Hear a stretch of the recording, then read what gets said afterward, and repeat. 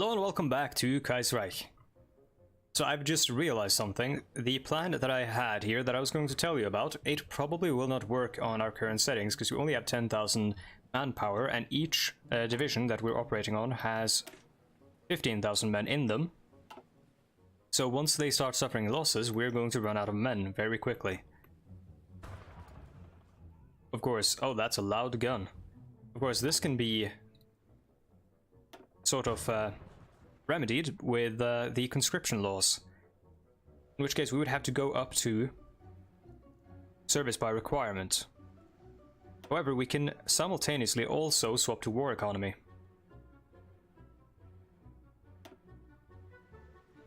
In fact, I think that's what we're going to do.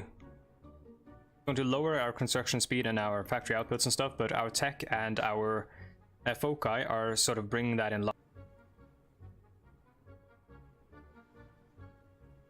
So let's go for service by requirement.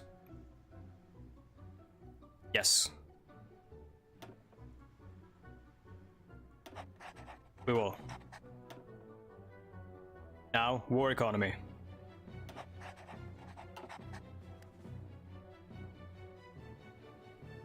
We're retreating now because we took such heavy losses over here. Well, we took some losses, which becomes heavy losses for us. I did check the, so basically we had 0 manpower and I was training a division, so I cancelled that off camera real quick, so now we have 10,000. Old rifle trials. Alright, so now we got that, okay, now we do flexible planning so we can get basic rifle proficiency. That's going to be an important one.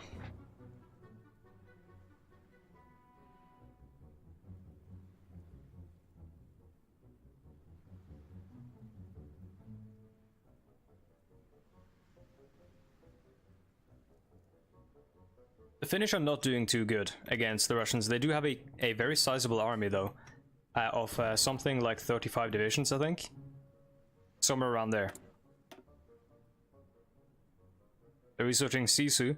Their estimate shows them at 27 to 48. I think it's 35 is the number they're actually at. And the Tunisian revolt is going to be beaten, but it's taking the French a lot of time because of the poor infrastructure in the northern African provinces. Meanwhile, the Canadians are naval invading the newly liberated Caribbean islands under Tubal Uriah Buzz Butler from Grenada.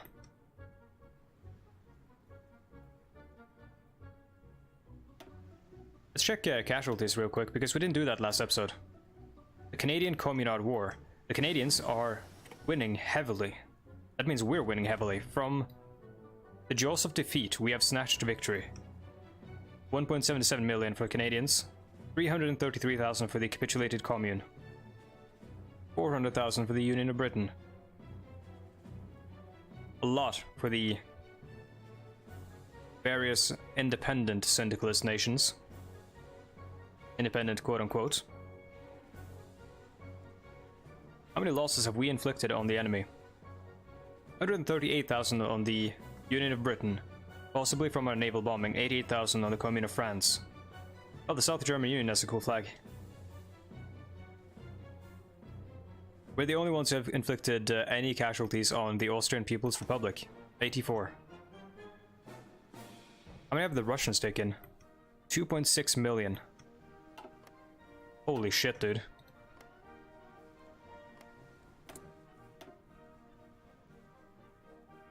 That's not gonna get any better. I'm thinking that a lot of the Russian losses, like those Russian losses probably would have been even worse if they were fighting all across the line. Of course, the French ones would be as well. Because currently they've been, you know, fighting very sporadically, like pulling back and stuff, because most of the war on the Eastern Front has been maneuvering. Trying to get into a position to actually, like, fight for both sides, because they're taking more territory than they can really... Like, they can't fight over the territory before it's already captured by this, this runaway syndicalist army out here in the east. which is just completely abandoned any sort of support. I'm guessing there's a bunch of divisions over here transferring back and forth.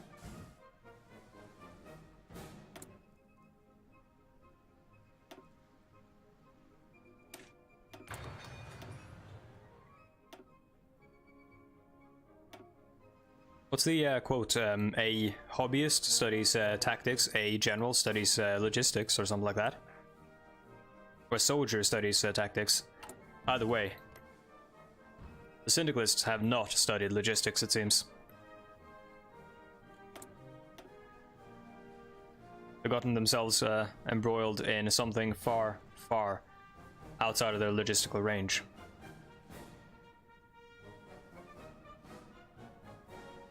We're just waiting for this one to... Once the 0.11 years ahead of time penalty pops, we're gonna research that. Oh, Tunisia was taken. That goes to the French kingdom, of course.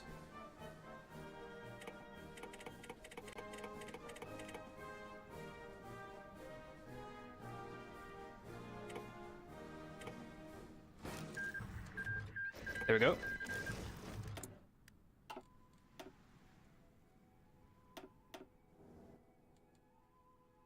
We have enough oil now that we should probably just activate all our air wings. And we should probably actually send some... Oh my god, this airbase is amazing. We don't have bombers yet, do we? No, we do not. We potentially ask for a lend-lease for bombers from someone else.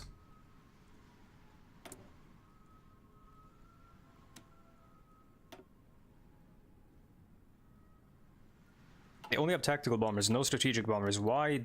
Canada, why?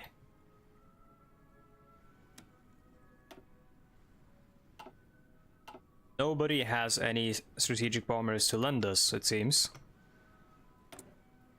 Surely this cannot be the case.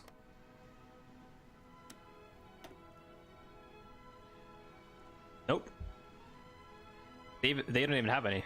Or is that ours? That's our production. Oh, so wait, we can't even ask for lend-lease because we don't have the tech, apparently. That must be it. Let's research it then, and start some like small-scale production of strategic bombers, but mostly ask for them from others, and then let's start bombing the shit out of the Union of Britain.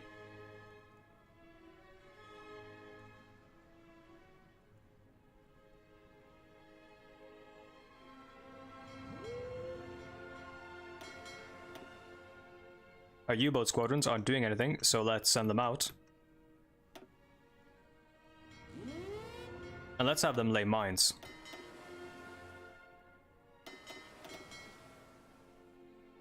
This one doesn't have any mine laying, so we're going to send them to convoy raid. In fact, we could send them to convoy raid in the English Channel, which, knowing the AI, they're not smart enough to redirect shipping. So I'm guessing all shipping comes out of London. Probably a lot of... no, there's nothing happening in the air over the English Channel. In which case we could probably... We want some of our naval bombers here to basically shore up the defense, prevent any naval invasions, but we could probably send something out to the English Channel and base them over in northern France. I think that's a good idea. We'll probably send some fighters as well.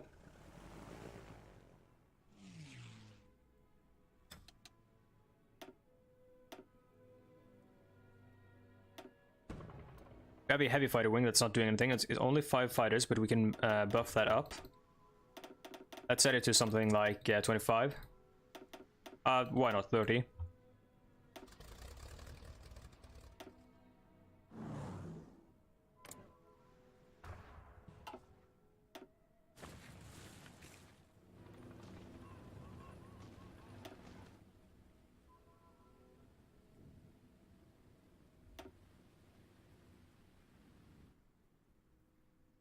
That's the Venoms we got from Canada.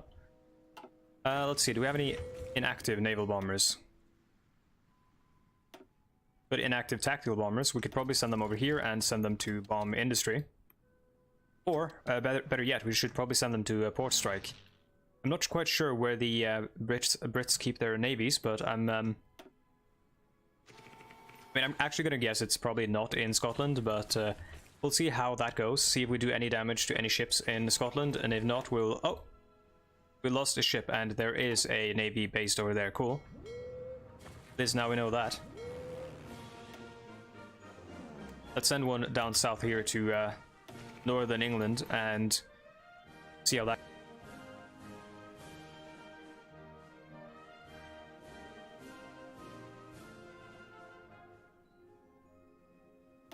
Already a result, a loss, but only one destroyer in that one.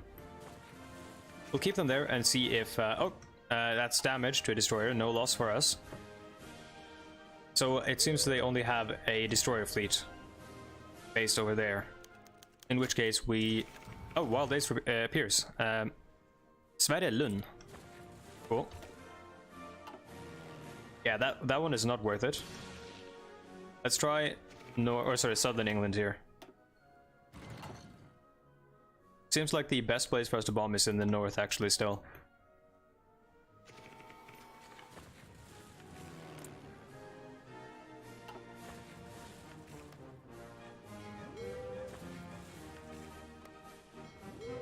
Was that a outcome there? Sank destroyers, or sorry, convoys, but we also saw a loss there, which I didn't get to see, or didn't get to look at.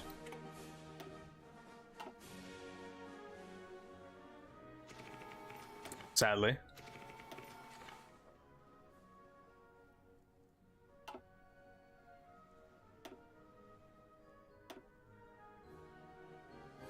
We have lost, I believe it was 2 submarines, right? Since we assigned them.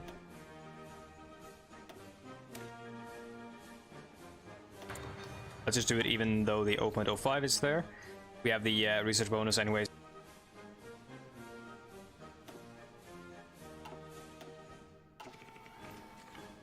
Okay, we're losing a lot of tactical bombers to no real gain. That's kind of the thing, you gotta go for strategic gains in this. I'll set them to train and get their experience up so that we can get them bombing with a bonus later on.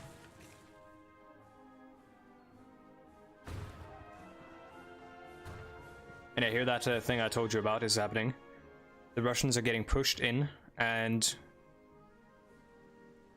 possibly will suffer a couple of encirclements over here.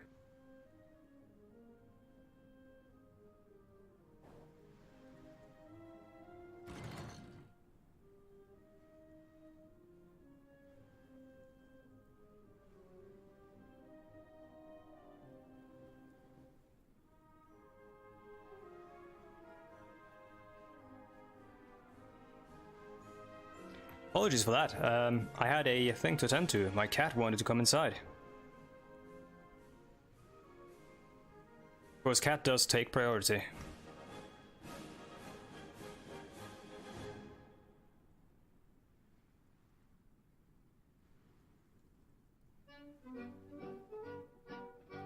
Tom McClellan's Melody. Summer Evening Melody. You should probably know this one by now.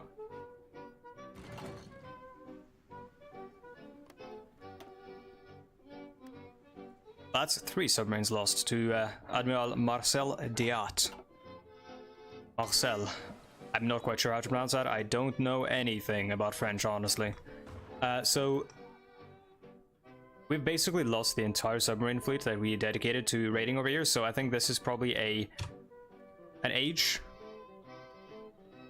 meaning halt, also meaning a big L, meaning a big loss to us. We're taking the L on that one, sending the submarine fleet.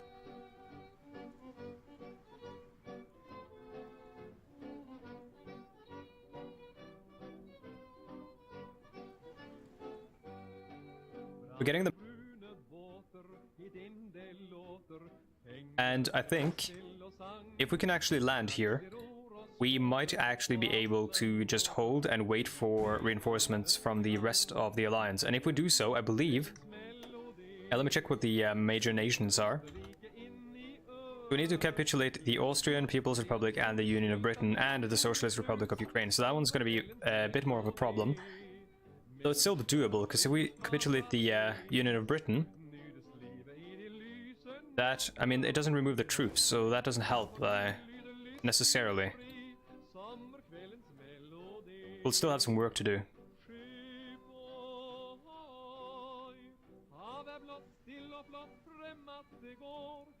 Because they'll fight as a government in exile. That's a problem. Alright,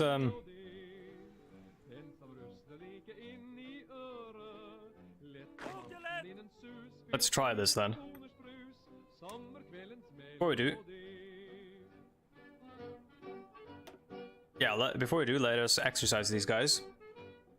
I doubt we're going to suffer a naval invasion over here right now, so we'll exercise them and then send them over once they're all at regular.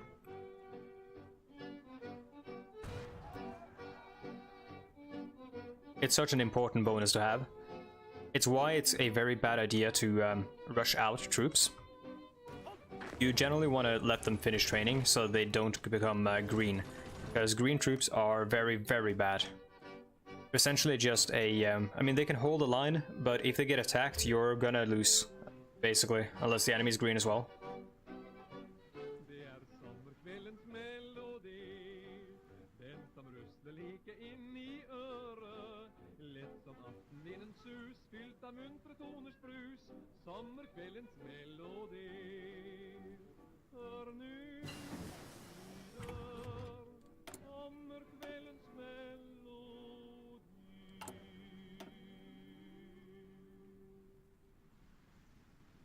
We should do this one before we do anything else. Oh, no, that's actually for doctrines, so it doesn't really matter. Oh, but this one does. So let's rush down that path next, so that we can get a U-boat tech. Homing torpedoes, I'm guessing, would be magnetic torpedoes, or they could be set to home in on sound wakes. But I'm not quite sure if that's a real thing in World War II. I'm sure it is. Like, I'm sure something like that could have happened, or could have existed.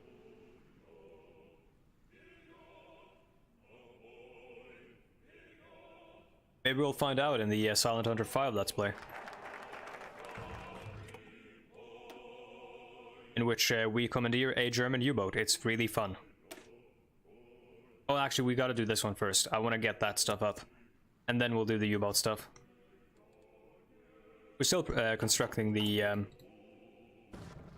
Draug class, so...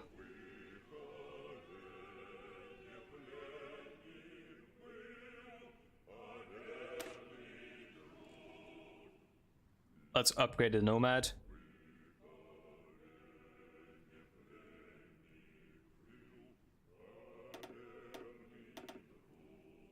And let us call it the Norseman.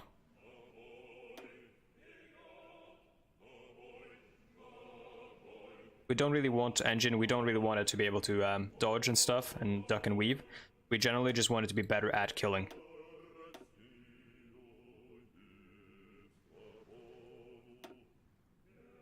Like so. This is good. Decommission that. Just get rid of this. Start production on the Norseman.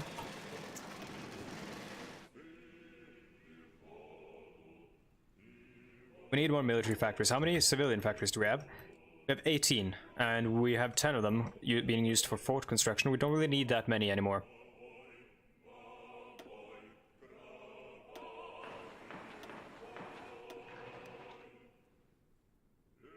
So let's start doing that.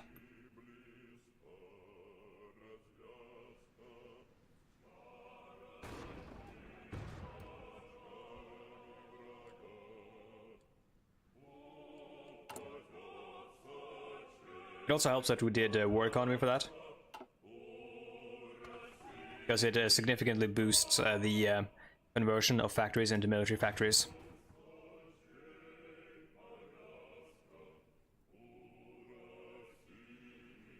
Did I change my audio settings a little bit? And I've become so paranoid about my audio quality right now. So please provide some feedback if you have any. If it's less audible, if it's more audible, and so on and so forth. I'm really stressed about it. I'm trying to like identify if it's better or worse, but I can't really tell. All I know it's louder, and that means that you can turn it down if you want to yourself. And you can only turn it up so much on YouTube.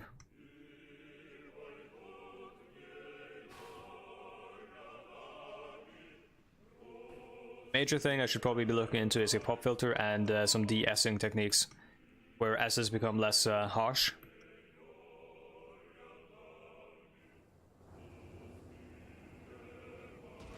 The frontier is very narrow, which is why it's all sort of paused. These guys are all recuperating. They shouldn't be though. If I was, yeah, there we go. If I was micromanaging this, I would be pushing hard on the offense. Just try to capitulate as much as possible on all these troops that are stuck over here. Push as hard as possible. Collapse this front here, that's way too long right now. Collapse it to here, and then just push eastwards.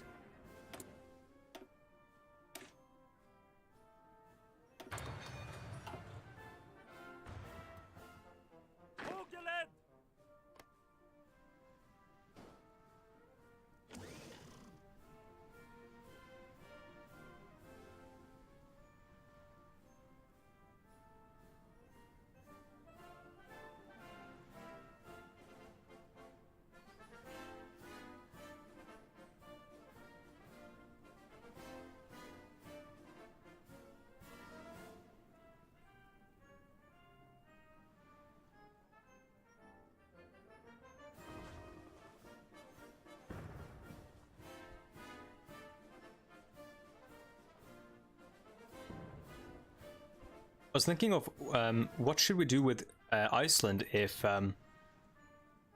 we somehow manage to get a hold of it in the war. Like if we win this war and at the peace conference we ask for Iceland. Technically it belongs to Germany, sorry, Denmark, but Denmark sided with the Reichspakt and their negotiating power is therefore much more limited than ours. Though they have fought very, very valiantly. And also the Canadians would probably have something to say about it. No, they wouldn't. They've got Britain now if they take it. They'll probably want this, maybe. Though technically we're meant to annex everything, so I don't know.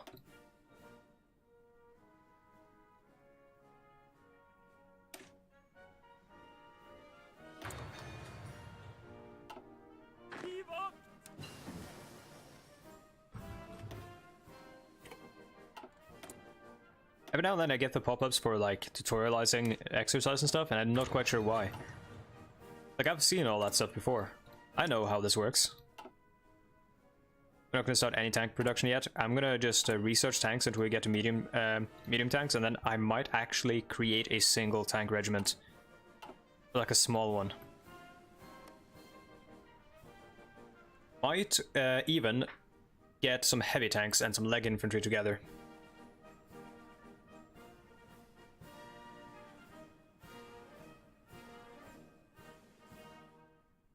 The Winter War is in full swing over here.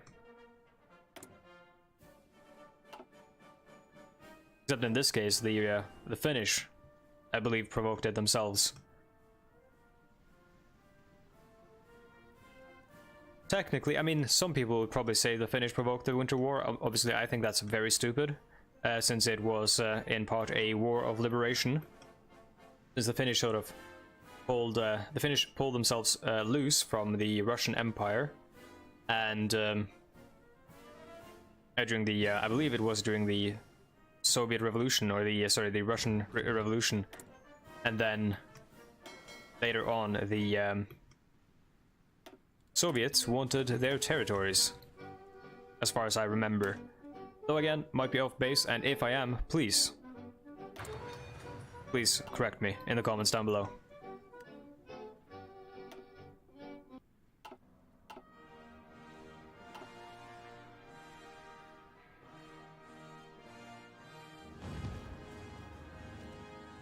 The front has become far too narrow, and At this point, only the Valonians can really fight effectively because they have a wider front, and they are not in the same war as us.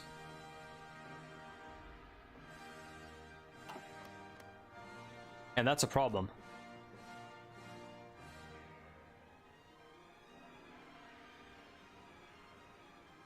The French would have to ask for military access, which clearly they have not done.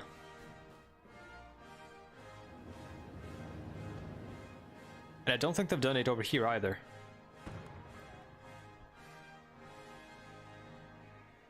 Or in Russia, actually, so Russia is fighting all this stuff on her own. And Denmark and Sweden are holding this, while... Where's Germany actually fighting? Oh, where is Germany?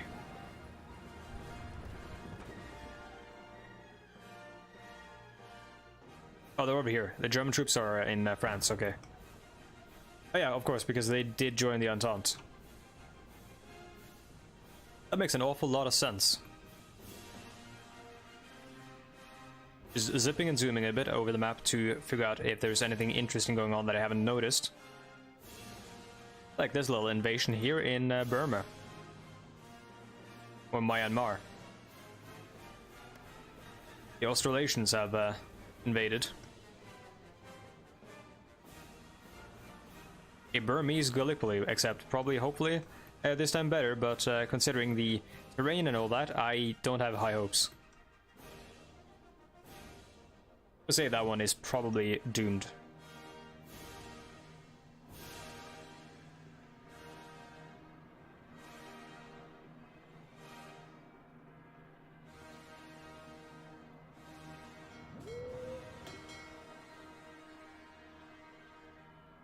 Let's focus the mine laying over here, because it's going to take a long time for it to be set up properly.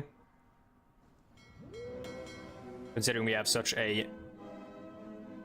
Never mind. I was about to say, considering we have such a limited... Oh, never mind. Yes, we do have a limited selection of modern submarines that are capable of mining, don't we? Or are all these C-class? They are. Wait, hold on. The Drogue class are as miners as well, aren't they? Mine layers? I forgot, I'm sorry. They're noted down as SM, so they should be. Yes, they are. Well, actually, let's take all the Drogue that we just made there, set them to a fleet of their own. Which fleet is this? This is... Well, I didn't mean a fleet of their own, but I meant mostly a squadron of their own.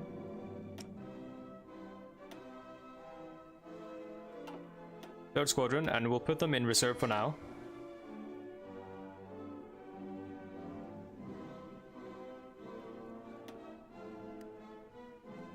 There we go. Let's just pump a bunch of mine layers into this.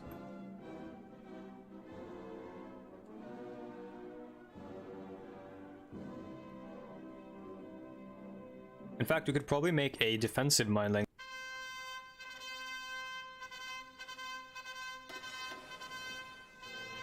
This one is very loud.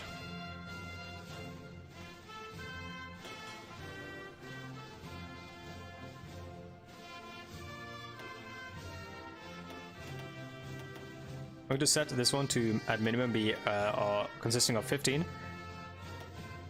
Okay. Never mind, that sets a bunch of them back to reserve. I mean, that's fine. In which case, we'll just make another one.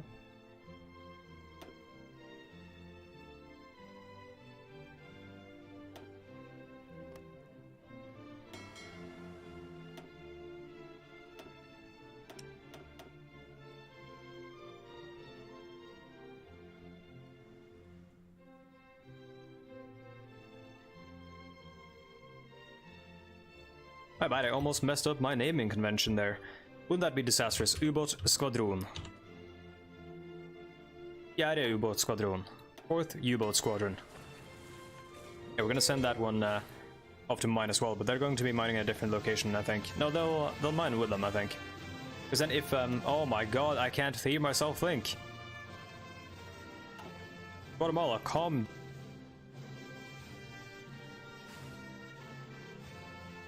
Yeah, if one fleet is injured, then the other one can keep operating while one you know, returns to repair. So generally, when a submarine gets hit by anything, it goes down.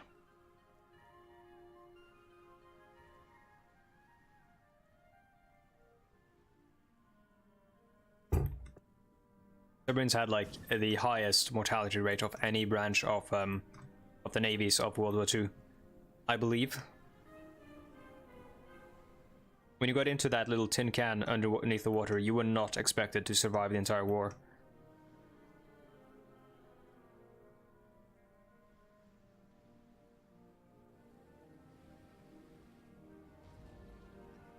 And no wonder, like, you're inside a fairly complex machine, and there are so many things that can go wrong. If you think about it, submarines had only existed, in essence, as a part of warfare, and as part of standard warfare doctrine and stuff. I mean, it's not even fully standard, but as a part of warfare, since, like, I mean, trying to do some quick maths in my head. Doing maths on camera or while recording is never a good idea, but let's say, for the sake of argument, like 35, 40 years. If you want to, you know, bring in prototypes and stuff, but if you want to be more conservative, possibly like 20 to 35 years, depending on when you're talking about in the war. So really, submarines are not a very like perfected concept at this point in the war, and you will see that you know, in the way that submarines, their role dramatically shifts following the war. The role of a submarine in the war is obviously merchant raiding, and after the war they become more, I suppose, like reconnaissance and, you know, carriers of missiles, obviously.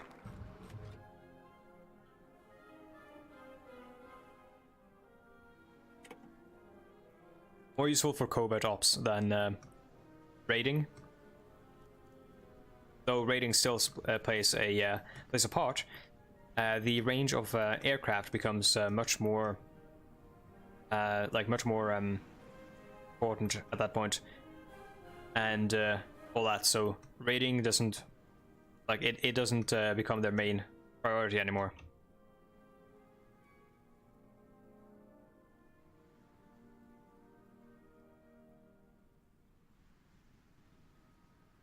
And also the idea of a war between any nations that use submarines really will probably not last long enough for raiding to matter, because everyone will destroy each other in nuclear fire.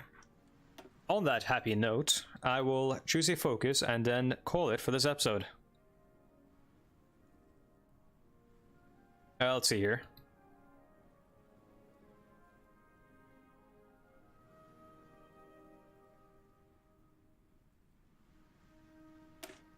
Yeah, U-boats and destroyers, that's the one we're gonna do, because we did the basic rifle primacy, or whatever, proficiency. Low manpower, that's not true. We have more manpower than we've really ever had. Yeah, let's pause it there, and let's have a quick look at casualties. I don't think they've changed a lot. I don't imagine they have. 2 million for the Commune of Canada. Let's do all wars. Commune? I meant Commonwealth. That would be scary. That suddenly sort of shifted. Commonwealth of Canada, 2 million. 15,000 for us. 2 mil for the French. 200k for the Australasians. 300k for Portuguese. 2.6 million for the Dominion of India. 1 million for New England. 4.2 million for the Russian Empire. And 1.44 million for the two Sicilies there. That's quite a lot. Sweden, 900,000. 528,000 for the Danish. Oh boy. They've taken a lot of losses. Their nations are irrevocably scarred. If you think about it, the modern Norway only has a population of 5 million. I don't even know what the population of Sweden is, like possibly 10.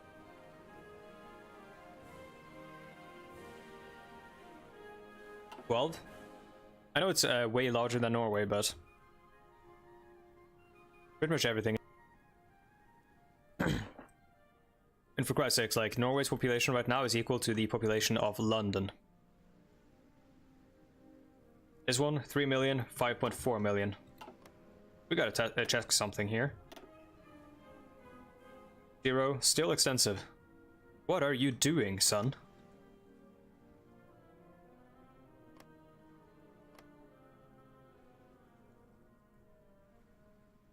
Khrushchev has a lot of manpower to play with. He is on scraping the barrel though, so he's going to run out. Austria has not a lot. They're running out. We're down to brass tacks here. Anyways, thank you for watching. If you are interested, you can reach me on social media by checking the Discord link or the Twitter link in the description down below. Also, the mod list is there if you're curious about any of the NATO symbols or anything like that. Additionally, if you would like to support me, there is a Patreon link and a Humble Bundle link where you can buy this game or its expansions. If you follow that link, it will also support the channel. Yes, there is actually one thing more. I was about to say, is there anything else? Yes, there is. My Twitch. If you click the Twitch link, you'll be taken to my Twitch live streaming profile, where I might live stream video games in the near future. And please.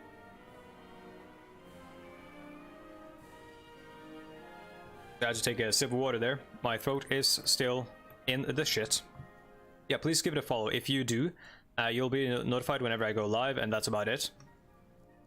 It won't spam you, I don't think, and you can probably make it so that it doesn't tell you, you know, by email and stuff, because that can get very annoying.